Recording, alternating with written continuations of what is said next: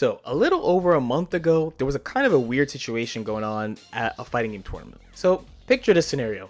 Grand finals, someone does an attack, goes into a combo, and then sets up a kind of weird reset. You notice the combo counter restarting. So this is an unblockable reset. Probably patched out at this point. I'm actually not sure because this is a while ago as far as MK1 goes. But this was something that the opponent looped until basically death. That involves an unblockable reset. The person running the tournament during the tournament decides to ban the tactic in the middle of the tournament, posts about it on Twitter, wants to know other people's thoughts. And people were really back and forth about this. But the thing that really got me was specifically that they banned the tactic during the tournament, because it made me think about what type of tactics do people actually ban in fighting game tournaments. You will hear story after tweet about characters that people want banned. In the past couple of games I played, there's Happy Chaos and Guilty Gear Strive. People want him to get banned. Whatever is the newest hot DLC of Dragon Ball FighterZ, between Lab Coat 21, Ultra Instinct Goku, GT Goku, all these characters people wanted banned at some point. And for my friends across the aisle playing platform fighters, there's characters like Minecraft Steve or Bayonetta in Smash 4. So you hear pretty often people wanting characters to get banned. But it's very uncommon that you hear people talk about tactics, especially in traditional fighting games. If you're from Smash, there's a laundry list of banned tactics involving stalling, going under the stage, like all sorts of techniques that are banned. But this is really rare in fighting games. So much so that I even went to Combo Breaker's website. So Combo Breaker is one of the biggest tournaments of the year every year, to just look at a random fighting game page's rule set. Since I mentioned DBFC, I decided to check that out. And it's a pretty simple page. Just says the console the game's on, PlayStation 4 Pro, you bring your own controller, double limb, default settings, 2 out of 3 games per set, 3 out of 5 for winners finals, losers finals, and grand finals. The winner of the prior game can't switch characters or assists, the loser can, and random stage select. But most of the time people agree on, oh, we'll play on like whatever stage. Surprisingly, no rules about anything being banned at all. For some low-hanging fruit, looking for something to be banned, I went straight to Super Street Fighter 2 Turbo. Again, nice little touch that they let you know what the tournament is going to be on. Arcade hardware, bring your own controller. Many controllers work, but PS3, PS4, Xbox 360, Xbox One controllers all work. Double elimination, default settings, 2 out of 3 rounds per game, 2 out of 5 games per set. For the whole tournament, a little different than Dragon Ball. Winner of the prior game must keep the same character, loser can switch. Similar to Dragon Ball, no assist in this game of course, and for the purpose of this video, Akuma is banned, okay? But then again, that's a character.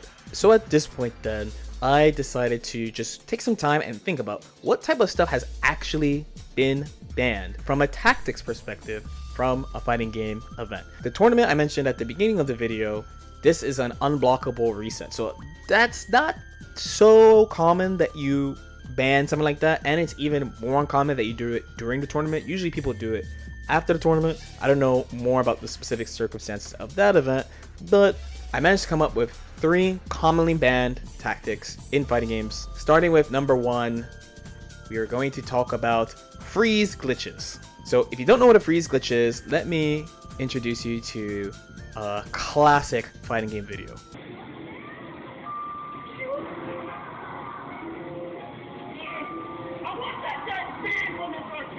So this is Marvel vs. Capcom 2, and this is the Ruby Heart freeze glitch. So what happens here is that when you set up this glitch, the whole game gets frozen, and since this is an arcade cabinet, right, someone has to walk over and restart, which is why homie is so mad.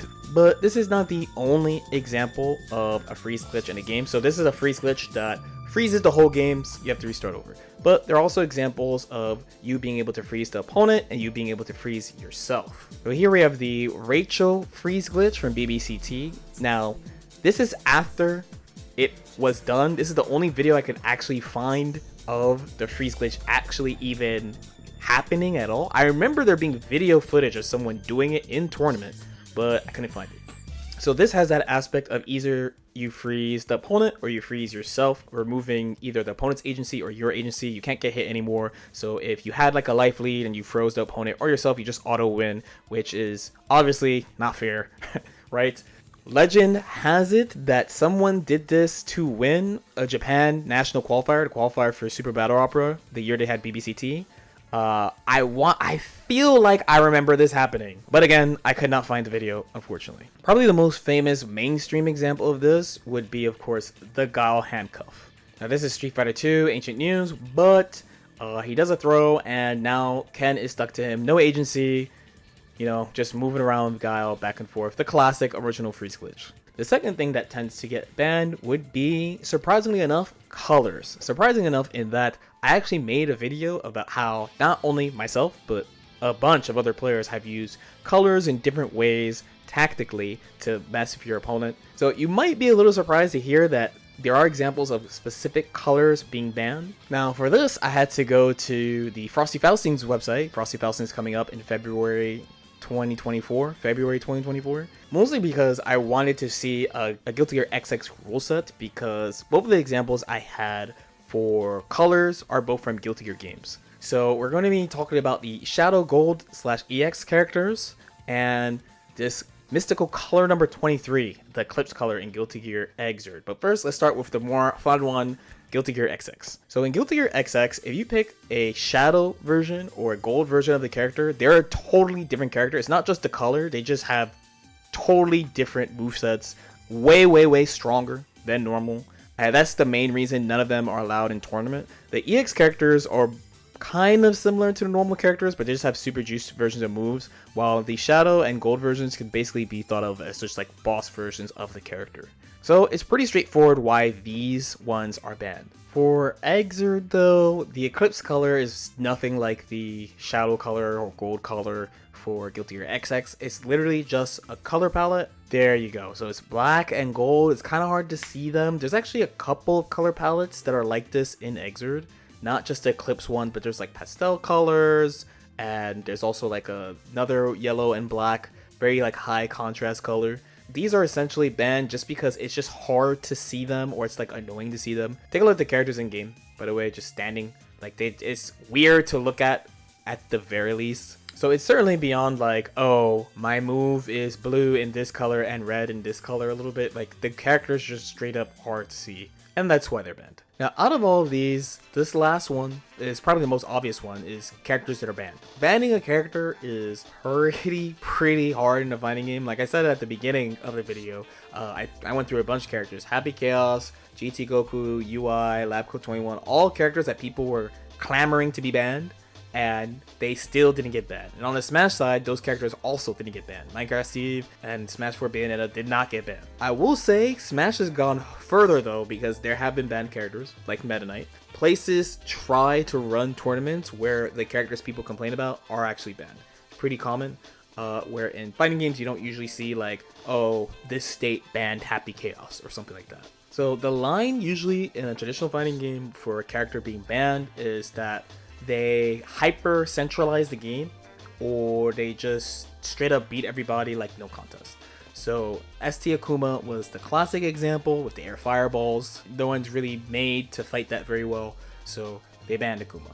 But another example would be characters that are like not supposed to be accessible, would also be something like that. So it's an old example, but in Melty Butt Actions again on console, you could play as Archetype Earth, the boss character, if you unlocked everything in the game, but there's a Crescent Moon version of her that you're not supposed to be able to play.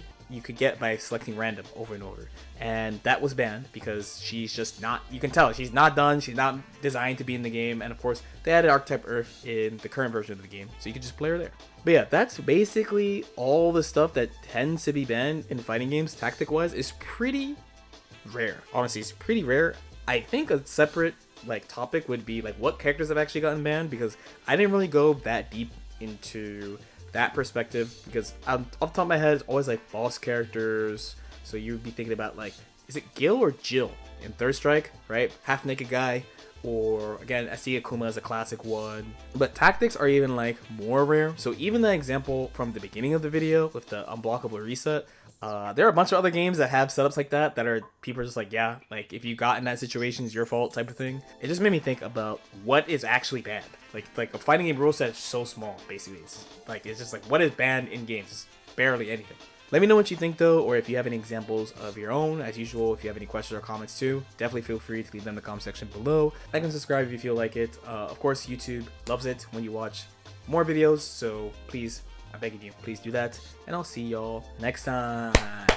Peace out. This video is brought to you by Iago. If you're learning Japanese, you can check out Iago. It's pretty much Anki if you heard of it, but it's a little bit more simple and plug and play. It uses a special spaced repetition system to help you learn words effectively. And you can use the extension to hover over words on YouTube, Netflix, and Mind Senses. Or you could also add words manually from other sources like games and whatnot. When I was learning Japanese personally, I used an extension that when you hovered over words, it would give you a translation, and that really helped me out a lot. So this extension is very relatable for me personally, especially if like you're into games. I mean, this is a fighting game channel, right? So there's so much Japanese fighting game slang that you could just use this app to add in really easily. There will be a mobile app coming soon, and you could follow at Learn with Iago for updates. Shout outs again to Iago for sponsoring this video.